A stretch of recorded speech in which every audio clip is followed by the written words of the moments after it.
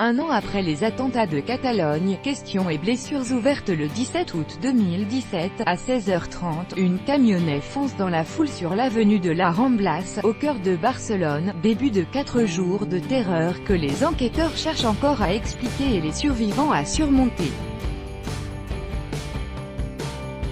Le conducteur, Younes Abouya Akoub, un Marocain de 22 ans, abandonne le véhicule et disparaît dans la cohue d'un marché.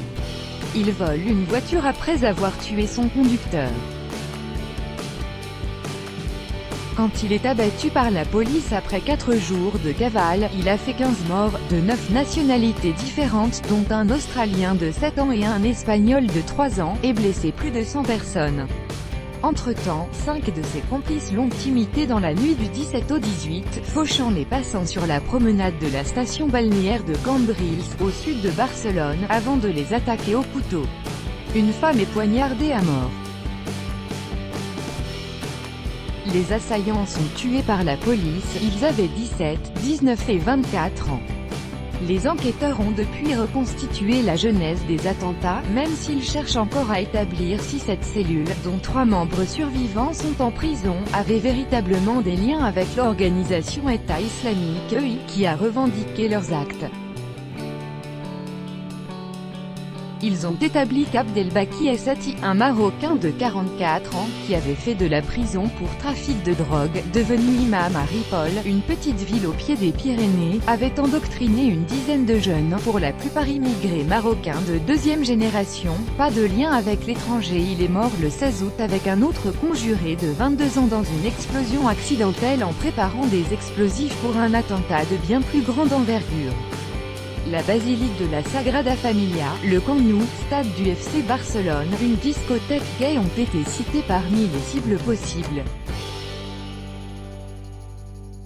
L'avenue de la Ramblas à Barcelone illuminée pour les fêtes de Noël, le 23 novembre 2017. Copyright AFP, Josep Lago. La destruction des explosifs a poussé les jeunes djihadistes à improviser les attentats à la voiture bélier, sur le modèle de celui de Nice, 85 mots en 2015. Au-delà de ces similarités, et bien que l'imam ait laissé un texte au nom des « soldats de l'État islamique », les enquêteurs à travers l'Europe ont cherché en vain jusqu'à présent à savoir si la cellule de Ripoll avait des contacts à l'étranger qui lui aurait donné des instructions. Dans les 18 mois qui ont précédé l'attaque, certains de ses membres se sont en effet déplacés en Suisse, en France, en Belgique et au Maroc. Aucun des éléments dont nous disposons à ce jour ne nous permet d'identifier un facteur extérieur lié aux attentats, a déclaré à l'AFP le lieutenant-colonel Francisco Vasquez, de la Guardia Civile. L'ombre de la sécession. Les victimes et les survivants refusent pour la plupart de parler des événements. Javier Garcia, le père du petit Xavi de 3 ans tué sur la Ramblas, s'est plaint à la télévision catalane de journalistes qui ne nous ont pas laissé faire notre deuil.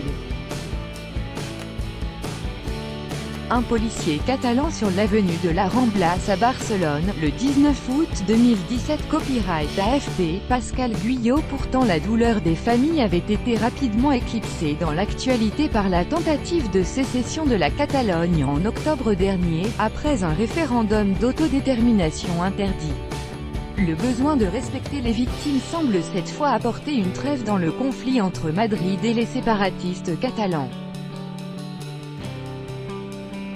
Les organisations indépendantistes ont appelé à ne pas protester contre la présence lors des cérémonies d'anniversaire des attentats vendredi à Barcelone du roi Felipe VI, dont le chef du gouvernement catalan, Quim Torra, dit qu'il n'est pas le bienvenu. Cette tension avec Madrid a marqué l'enquête en Catalogne, où la police nationale, la Guardia Civile, et la police régionale sont toutes compétentes en matière de terrorisme. La rivalité, la méfiance et les accusations croisées représentent sans doute le côté le plus négatif de ces journées-là. Au-delà des victimes des attentats, relève l'Observatoire international d'études sur le terrorisme, un centre de recherche privé. Tout droit de reproduction et de représentation réservé. Copyright 2018, Agence France Presse.